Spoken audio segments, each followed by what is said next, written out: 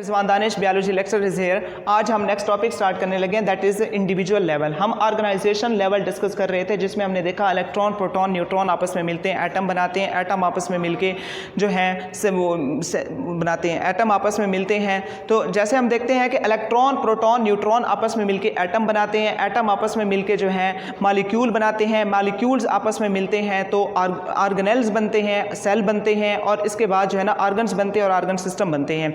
तो last time हमने organ और ऑर्गन सिस्टम लेवल हमने डिस्कस कर लिया था। हमने देखा कि किस तरह से ऑर्गन जो हैं डिफरेंट टिश्यूज़ के मिलकर बने होते हैं, आपस में मिलके जो है ना वो मिलके काम करते हैं, ऑर्गन का फंक्शन बनाते हैं, और डिफरेंट ऑर्गन्स आपस में मिलते हैं तो वो जो है ऑर्गन सिस्टम बना देते हैं। तो हमारी बॉडी के अंदर कोई एक ऑर्गन सिस्टम नहीं, बल्कि जो डिफरेंट जो ऑर्गन सिस्टम है वो कलेक्टिवली आपस में मिलते हैं तो एक इंडिविजुअल बन जाता है, एक जानदार बन जाता है।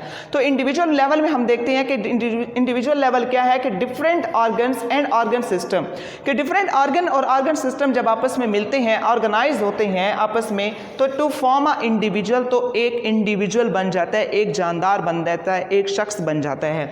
तो ये जो है ये हो गया इंडिविजुअल लेवल। तो इंडिविजुअल लेवल में हम देखते हैं कि all the functions, all the processes, all the activities are well coordinated. तो तमाम के तमाम जो ऑर्गन्स हैं या ऑर्गन सिस्टम है वो आपस में वेल कोऑर्डिनेट करके वो काम कर रहे होते हैं किसी भी इंडिविजुअल लेवल में।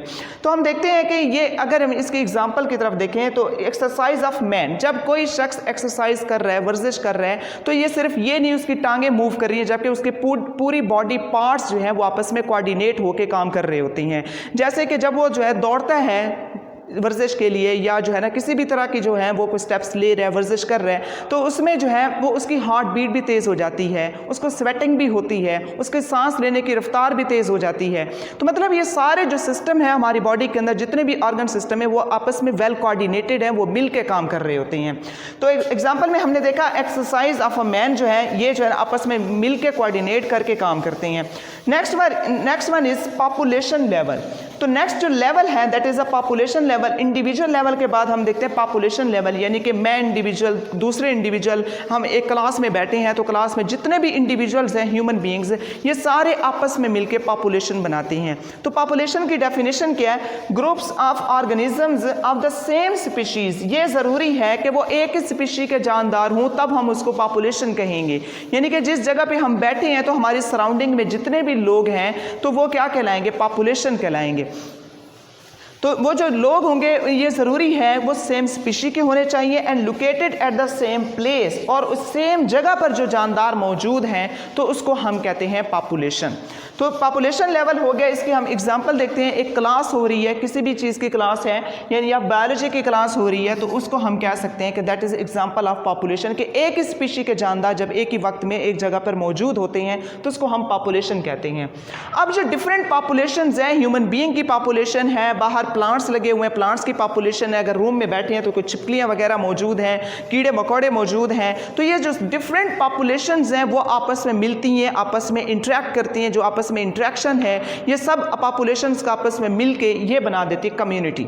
तो कम्युनिटी जो है ये क्या है? इसकी definition assemblage of different populations. Different populations आपस में असेंबल होती हैं, आपस में इकट्ठी होती हैं, मिलके जो है रह रही होती हैं और आपस में इंटरेक्ट भी कर रही होती हैं। Interacting with one and other, एक दूसरे से इंटरेक्ट करती हैं, एक दूसरे से लेन देन करते हैं। जैसे प्लांट्स अगर हमारी सराउंडिंग में मौजूद हैं तो उनसे हम लेन देन कर रहे हैं, उनको कार्बन डाइऑक्साइड हम मुहैया कर रहे हैं, उनसे ऑक्सीजन हम हासिल कर रहे हैं वगैरह। एट सेम एनवायरनमेंट, उसी एनवायरनमेंट की बात कर रहे हैं कि जिस एनवायरनमेंट के अंदर जो है ना एक पॉपुलेशन मौजूद है, उसी एनवायरनमेंट में दूसरी भी पॉपुलेशंस मौजूद हैं, आपस में इंटरेक्ट कर रही हैं, तो इसको हम कहते हैं कम्युनिटी। तो कम्युनिटी जो है वो डिफरेंट टाइप्स की हो सकती हैं।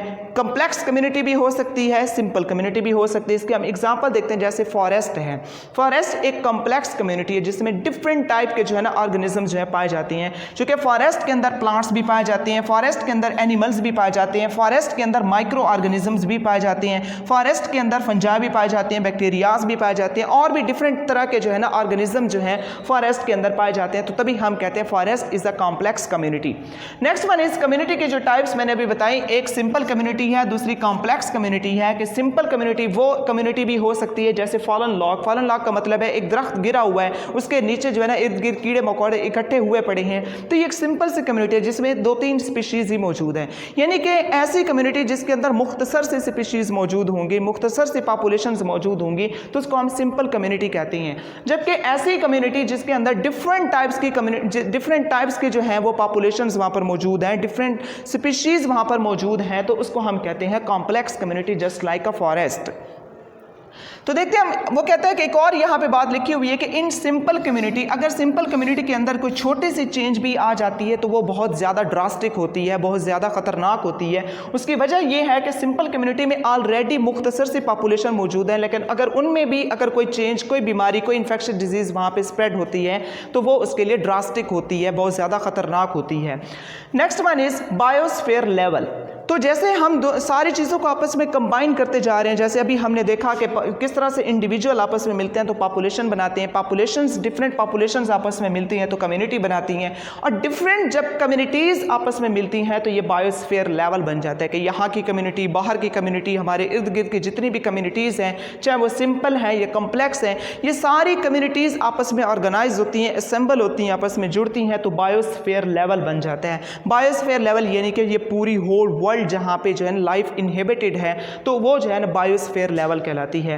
The part of the earth, definition हम देखते हैं, the part of the earth inhabited by organism, earth का वो हिस्सा, वो जगह जहां पे जानदार रहते हैं और सारी कम्युनिटीज आपस में मिल के रहती हैं, मिली हुई होती हैं, आपस में ऑर्गेनाइज होती है, तो इसको हम बायोस्फीयर कहते हैं।